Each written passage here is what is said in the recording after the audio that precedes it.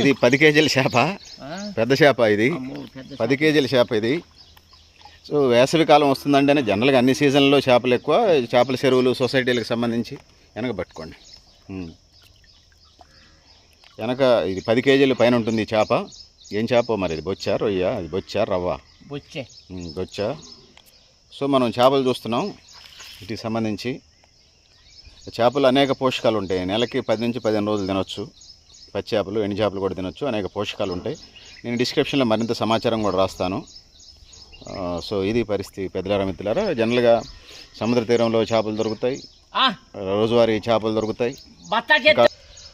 So ఇక వేసవికాలంలో అంటే చేపల చెరువులు నీళ్లు, వ్యవసాయానికి సంబంధించిన నీళ్ళు అన్నీ అయిపోయిన తర్వాత జనరల్గానే పట్టుకుంటారు. చేపలకు సంబంధించి నీళ్ళు అయిపోయిన తర్వాత అలుగంతా అయిపోయి నీళ్ళంతా తగ్గిపోతాయి.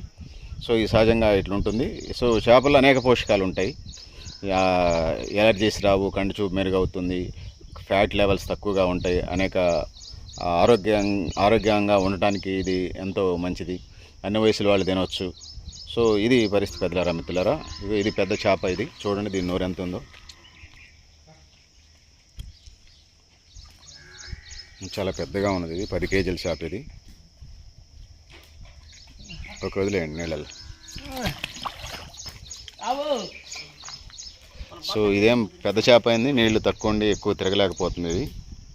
సో ఇది సో ఇవన్నీ మార్కెట్కి ధరలిస్తూ ఉన్నారు. ఇక్కడ చేపలు చెరువుకు సంబంధించినవి నీళ్ళల్లో చేపలు కూడా చూస్తూ ఉన్నారు.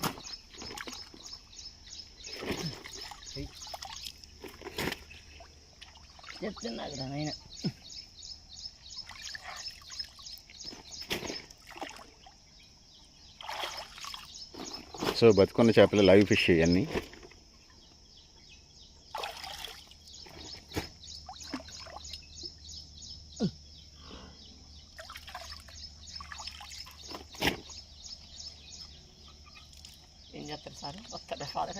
మరింత సమాచారం నేను డిస్క్రిప్షన్లో కూడా రాస్తాను. చేపలు పోషకాలు ఏమేమి ఉన్నాయి ఏంది అనేది.